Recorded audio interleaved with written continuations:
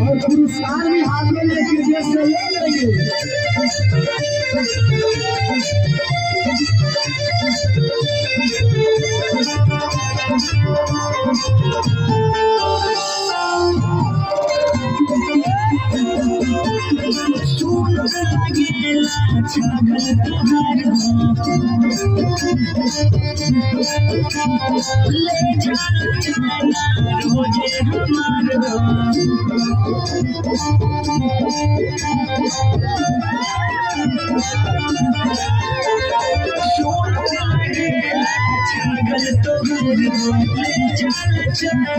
रोजे हमारे खेल के साथ